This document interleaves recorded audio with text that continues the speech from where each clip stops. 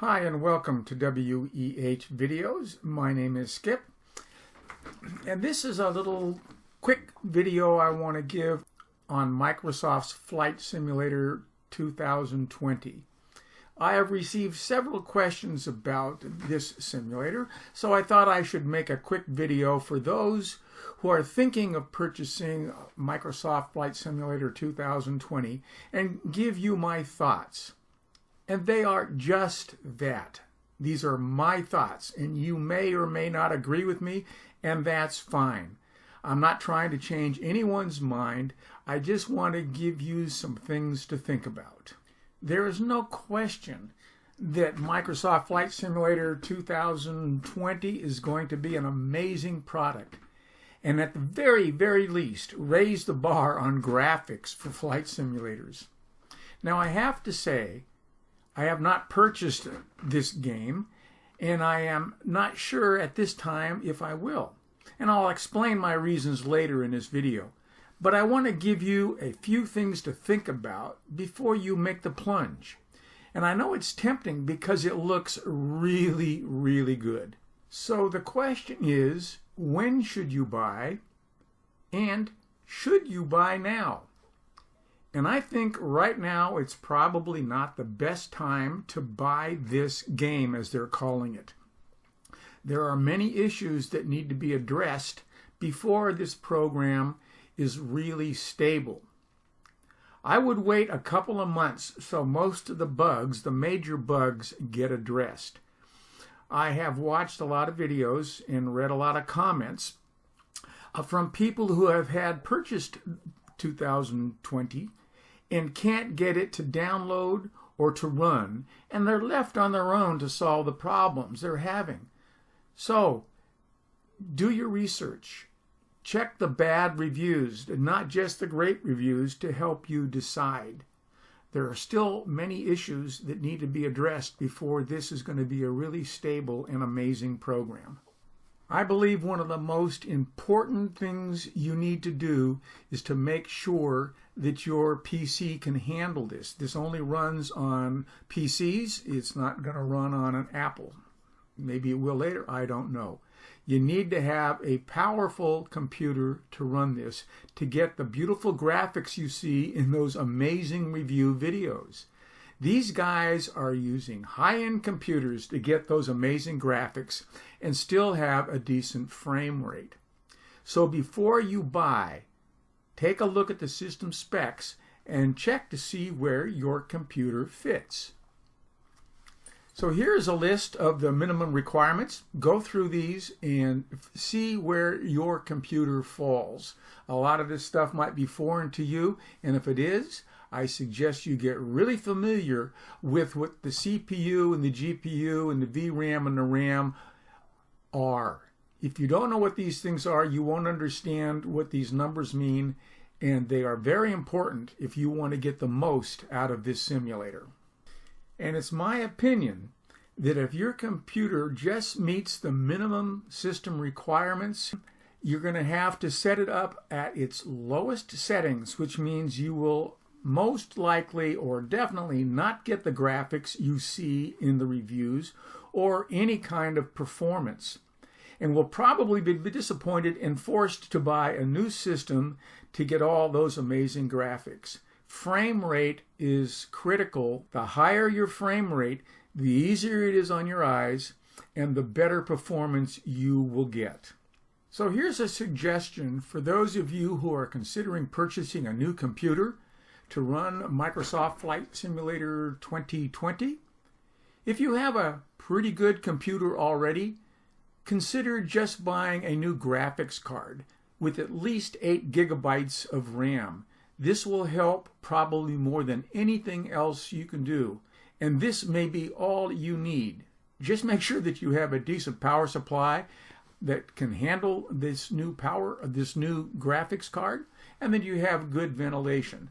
So this can save you a lot of money. And I need to tell you, a good graphics card with 8 gigs is going to be around $500. But that's a whole lot cheaper than buying a whole new system that you really didn't need when all you needed was just more graphic card. All right, so here's what's holding me back. First, they don't offer the airplane I want to fly. In real life, I fly the Cessna 172N, and that's not available. And in order to get the Cessna 172 Skyhawk, which is really close to the 172N, the only difference is the engine size and carb heat and a couple other things, I need to spend the $89. I need to get the next level up. And I'm not really ready to do that. Next, I want to wait to see what third-party developers can offer. And I'm hoping my 172N might someday be available. Also, will there be more airports available? Depending, unfortunately, on the money you spend right now, that determines the number of really nice custom airports that they offer. And guess what? My favorite airport is not even on the list for the highest one. Next, I love the flexibility of X-Plane and all the add-ons and freebies that are available through third-party developers in the X-Plane forum. I like modifying airplanes in PlaneMaker and creating my own airports in World Editor. And these are good reasons for me to stick with X-Plane. I've always enjoyed X-Plane. And lastly, and this is the one that bothers me a lot, and it may not bother any of you or concern you, but for me it's almost a deal breaker. And that's the information that they will collect using when I use Flight Simulator. So if you're going to buy this simulator from Microsoft, if you scroll down, all the way down here to the bottom, you're going to see this app can. When you click on more, it's going to tell you what they are going to do. And it says this app can access all your files, peripheral devices, apps, programs, and registry. Access your internet connection. Write registry entries and files that are not cleaned up or uninstall. Install additional software. All right. I don't like any of that. It may not bother you. I don't like it. The other thing you might want to do is come over here to Microsoft's Flight Simulator privacy policy and check this out and see what other things that they are going to do on your computer. This may not be a bother for any of you. For me, I want to go through this and find out, number one, can I disable all of these things that they want to collect? They don't need this. I don't like it. So I'm sorry. That could be a deal breaker for me. All right, so that's all that I can think of right now. I probably left something out that I would like to share, but I can't think of anything.